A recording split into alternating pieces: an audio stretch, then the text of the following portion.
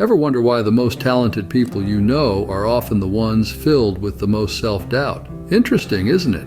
It's like watching a cat chase its tail, utterly bewildered by the thing that's attached to its own body.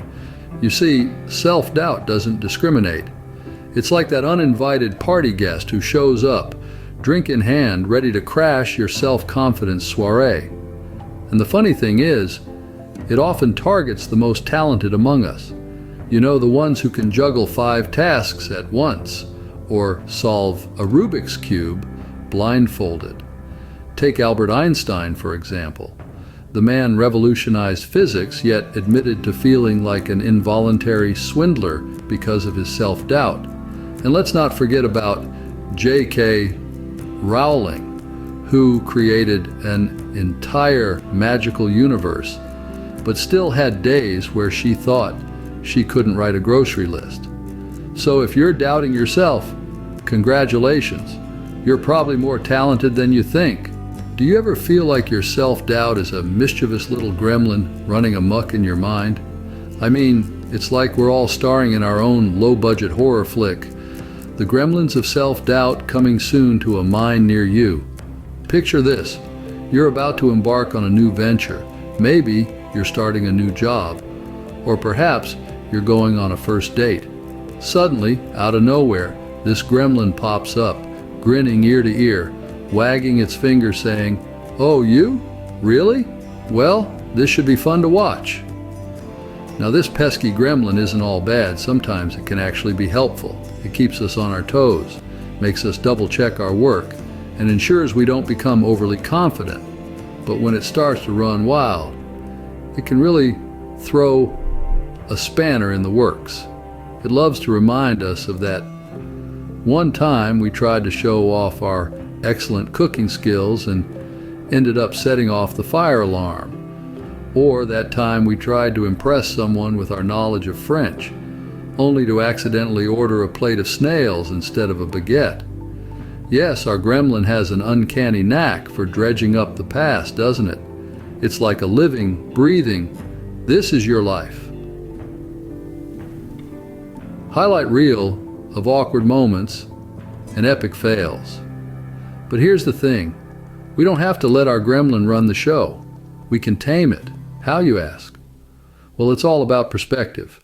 Instead of seeing these past mishaps as evidence of our ineptitude, we can choose to see them as learning experiences, as stepping stones on our path to becoming better versions of ourselves. Remember, every gremlin can be tamed, even the one called self-doubt. So, next time it pops up, wagging its finger and smirking, just smile back, pat it on the head and say, "Thanks for the reminder, buddy, but I got this." After all, we're all a work in progress, and even gremlins have their place. So let's embrace our inner gremlin and turn self-doubt into self-belief. Remember, every gremlin can be tamed, even the one called self-doubt. Ever heard of the magical word yet? No, it's not some ancient spell, but it might as well be. Now imagine yourself standing in front of a mirror, staring at your reflection, and you say, "I can't do this." Sounds pretty dreary, right? But let's add the word yet to that sentence. I can't do this yet. Suddenly you've got a spark of hope, a hint of possibility, a dash of optimism, and all it took was 3 little letters. You see, yet is the superhero of the English language, swooping in to save the day from the villainous clutches of self-doubt. It's the linguistic equivalent of a plot twist, turning a tale of defeat into a story of potential triumph. Consider the tale of Bob. Bob couldn't cook to save his life. His pasta would turn to mush. His eggs resembled charcoal. And don't even get Bob started on his attempts at baking. But then, Bob discovered the power of yet. He went from saying, "I can't cook," to "I can't cook yet." And you know what? Bob's culinary skills improved. Bob's not quite ready for Master Chef, but Bob's no longer a danger to pasta. Or how about Sally? She was convinced she couldn't run a mile without collapsing. "I'm not a runner," she'd say. But then she added "yet" to the end of that sentence.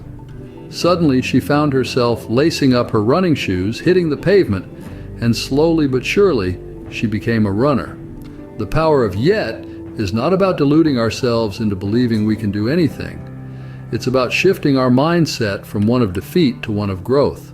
It's about acknowledging our current limitations, but also recognizing that with effort, time, and patience, we can overcome those limitations. So the next time you catch yourself saying, "I can't," remember to add that magical word at the end. Because you're not a millionaire, a best-selling author, or an Olympic athlete yet. Ever felt like you're running a marathon with no finish line in sight? Well, let's just say self-improvement is not exactly a walk in the park, more like a stumble in the dark, with a blindfold, and possibly on a tightrope. It's a marathon, folks, not a sprint, and definitely not a Sunday afternoon stroll. Now let's imagine that you're a turtle. Yes, a turtle. Slow and steady, carrying your house on your back, not a care in the world. You see, even a turtle knows it's not about how fast you get there, but rather the journey itself. Let's take a leaf out of the turtle's book. Aesop wasn't kidding when he said, "Slow and steady wins the race."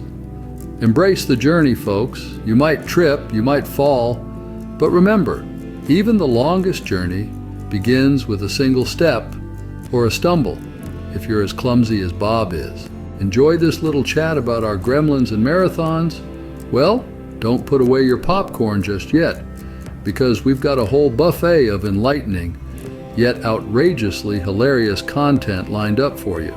Yes, your funny bone must be aching from all the laughter, but trust us, we're just getting started. So, how about we keep this enlightening party going? There's an irresistible subscribe button somewhere around here, looking as appealing as a chocolate fudge cake at the end of a diet. Go on, give it a click. It's like the lottery, but with a guaranteed win of laughter and enlightenment. It's like a VIP pass to our comedy club, our enlightening, witty, and slightly sarcastic comedy club. Don't worry, we promise not to flood your notifications, unless it's with a river of hilarity and wisdom. Remember, even turtles get there too, so keep going, and we will see you in the next video. Turtles get there too.